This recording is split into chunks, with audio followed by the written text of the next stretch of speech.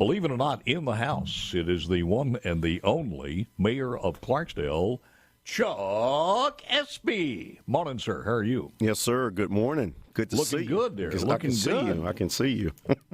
Rain is that a big problem up in the Delta area, in the Clarksdale area? Well, Paul, you remember a couple of years ago, we've had continuous flooding activity that occurred similar to what has happened here in central Mississippi. But we put together a real strong team with federal agencies and state officials, and we have helped communities in Clarksdale to build levees and dams that will sustain a 101,000-year flood. Now, hopefully, we have not been tested yet. I would say the levees have just been completed. We're probably 95% there on completion in a particular community called the Pearson community that flooded repeatedly. Now, we're not talking about just water in the streets. We're talking about water in their homes. And so it was a threat to a lot of citizens, and I made a promise to them that as mayor of the city, I will not allow water to enter their homes under this administration. So under previous administrations, for maybe about 20 years, that this has been a problem in this part of the community, and we actually solved it. And that's to... How'd you have to build a dam or something? Because that's an old... I know that area. It's an old riverbed that goes on behind it. That's right. Absolutely. We had several engineers to come to the table, and we actually put together a plan with Senator Wicker, with Senator Smith, with Congressman Thompson, and we actually had Mississippi Development Authority actually played a role also. Yeah. And we put together the grants, we put together the funding, we did a referendum, and the people overwhelmingly, 66% of Clarksdalians voted for the referendum, and we went to work. We went to work. I don't want time to slip away because we got many things to talk about. So, and I want to get some updates on what's going on in the city. But let's talk about the thing that you're here for.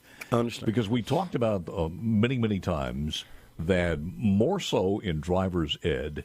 And it's just one of those things that's part of our culture, part of where and when we're living in this age, that more so than when you turn your blinker on and when you do this and that and your driver's ed, that relationship between what you should do, what you should not do. Because apparently, like when you were growing up and your daddy told you specifically, we have fatherless families out there, black and white, and they're not being taught this. So you have a program with Troop E. Tell me about that. Yeah. Well, first, Paul, let me just say thank you first to this audience, you and many members of the House and Senate that actually helped me to get to where I am today in my career. You know, Paul, many years ago I started right here on SuperTalk, the grooming that occurred. Okay. And but I'm very thankful to those people at the state capitol. I really believe it's a prerequisite. If you're going to be in city government and you're going to be a part of the executive branch, you really should come through the House of the Senate. It's a tutorial. Once you leave those halls, you have a master's degree or a PhD in government, and that's what allowed me to have a transition into the executive branch where the citizens of Clarksdale had not seen that level of service before. But all of those tutorials came from being right here on SuperTalk, being in the halls of the Senate and the House. So that was really good. Let's get to Troop E, because number one, at the end of this, I may be either held up in esteem for making your career or either blamed for it. So one way or the other. Let's talk about the 7-year program. So here's how the program initiated, Paul, and I have to just tell the public to be very honest on how it started. I was a young man graduating from Southern University down in Baton Rouge, Louisiana. And there were many parties that would occur down in Louisiana, Lafayette, Louisiana. And that night, it was thousands of kids out there in a park. And law enforcement said, disperse. Get in your cars and leave. Now, in the car in front of me, Paul, my relative was out of it, and an individual was punching him in his face in another car. Law enforcement could not see this. They didn't know what was happening. So the young Chuck Espy hopped out of the car, went to retrieve his relative, and guess what law enforcement saw? They saw me disobey a direct order. And guess what happened? 4 law enforcement officers picked me up, slammed me to the ground.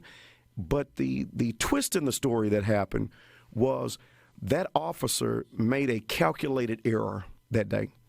They were getting ready to pick me up, 4 officers, and one individual with a military boot stomped on my head. All right, I was bleeding down the side of my face, and everyone was out there screaming and hollering, and I couldn't believe what had just happened, Paul. And guess what? I asked the other officers, how could you let him do that to me? And guess what happened? They said, get in your car and get out of here. The first thing I did, I called my dad, and I said, do you understand what just happened to me? And my father gave me the best advice that he could ever give me. You know what he said? I have no idea. He said, thank God that you're not dead. Now get in your car and go back to Baton Rouge to finish your course study, and you bring your butt home. And you never should have been out there anyway. In the first place. So, Paul, the nucleus of what happened started there. The lesson was I disobeyed a direct order from law enforcement. But at the same time, there was no business for my head to be stomped. So I began to understand the dynamics of what's happening in the public. The public perception is getting it wrong. And then law enforcement officers, they have to do their job, and they have to get it right. You still haven't told us about this, and we're almost out of time on the first segment, and I'm afraid you're going to come back and say it all started at a 5,000-watt radio station. You got to get to this. All right. So the bottom line is that, but I had to help the public understand how did this evolve. So it was a great opportunity with Troop E in North Mississippi. I began to talk to individuals with the Mississippi Highway Patrol some years ago, and we decided to come together and to educate young adults on how to engage law enforcement.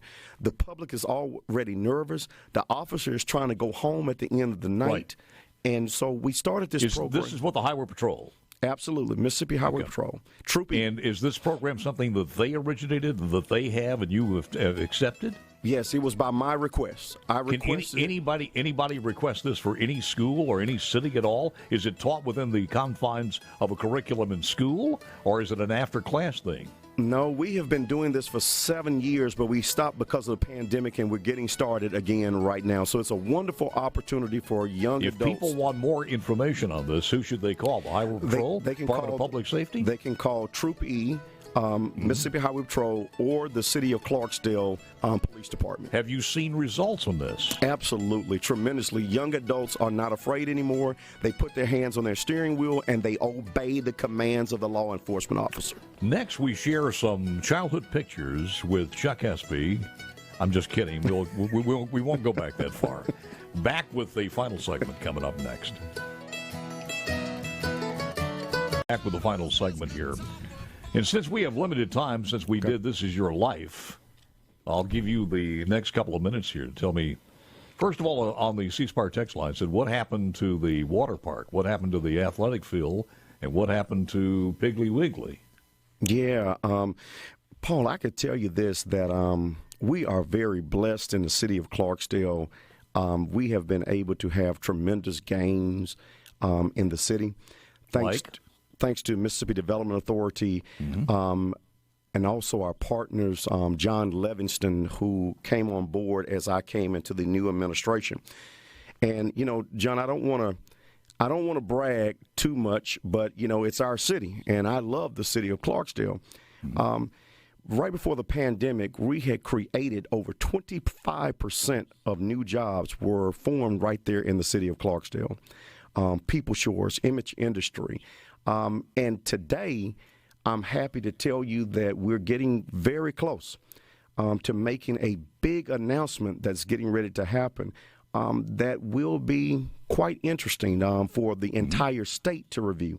So we have all hands on deck We're working extremely hard. When can we expect that? It's next coming. quarter, first of the year. In 3 weeks. In the next 3 weeks. In next 3 weeks. In 3 weeks. So I'll set the timer. Absolutely. I cannot reveal what's actually. Is it a business or a commercial or business or a factory or business. In what area are we talking about? Business. But new supermarket coming.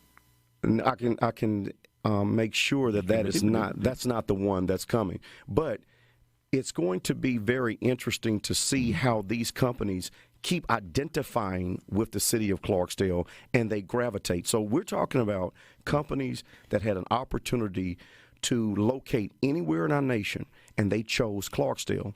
So that talks to, it speaks very clearly to the leadership, to the people that I have put in place to help build a stronger and better Clarksdale. Let me ask you this, and I texted you a couple of weeks ago asking you about this, and it's now making news just about on every platform, this Marks Hall of Fame. What do you know about that? Well, I know. And why wouldn't it be in Clarksdale if it's is it just because they got some land, or what's the deal on that? Well, listen, what we do, we make partnerships now with all of our communities in Quitman County, Tallahatchie, Bolivar, Tunica. And to give you a good example, Marks is doing quite well with what they're identifying with and to make sure that they're highlighted. But we are so confident in our product that when we feel that you may not be the right fit for Clarksdale, we do not fool entities and say, oh, we'll just locate here because we want you here. We try to identify the best territory that you should be in, and that business model works for us quite well in the city. I was looking at some numbers here, and I know one of the things that you wanted to talk about, how you got the crime numbers down, but I swear to you, I look at the numbers, I see the gang activity there is not good. I don't see the crime numbers down. I'm not sure where you're getting these figures. Well, what I love about what we've done, Paul, is you can, and I'm getting the stats for you so you'll just have a clear understanding. Where do they come from? We implemented these. No. Where do the stats come from that you're about to read? This is coming from our police department. And from your police department? Yes, from our Clarksdale Police Department. Well, Paul, you have to remember that those issues in the past were solved when we implemented the Second Chance program. And you remember when I was on NBC on the Today Show to make sure that we gave people that were less fortunate to have an opportunity to leave the city. And if you cannot get help inside of the city of Clarksdale. Imagine creating. Oh, I'm sorry. That was something else. Go ahead. So when you don't have the opportunity, and a lot of people thought that the correct thing to do was just simply lock people up. And then you have a repeat cycle just like what you had down at Parchment. And you have to find a different way of doing business. So in Clarksdale, what we did, if we could not build a case on you, we helped you to get out of the city of Clarksdale and get to other family members all across the country to say that if you don't find employment here or an opportunity, we'll help you get to some place where you can thrive and be good. So anyway, make a long story short, here's some of the stats. You must be successful because there are a lot of people moving out of the city. Well, let's just say this. The environment is perfect for people that are wanting to come into the city. Yeah. Now, Paul, here's a crazy number, right? 30 seconds. 40 murders as I was coming into office. 40. And now no one wants to talk about someone dying, but in 2022, we've only had 4. 2021, we only had 7. 19, we only had 2. So we have tremendously come off the top 10 worst list of other cities. We're doing pretty good in Clarksdale, and I love where we are. You are running for re-election when it comes up? Well, we'll see. We'll see. That's not a certain, is what you're saying. Right. We have a lot of other opportunity where we believe we can build bridges and help people. All right. And we may be able to find some other opportunity. Always good talking to you. Chuck Espy, Mayor of Clarksdale.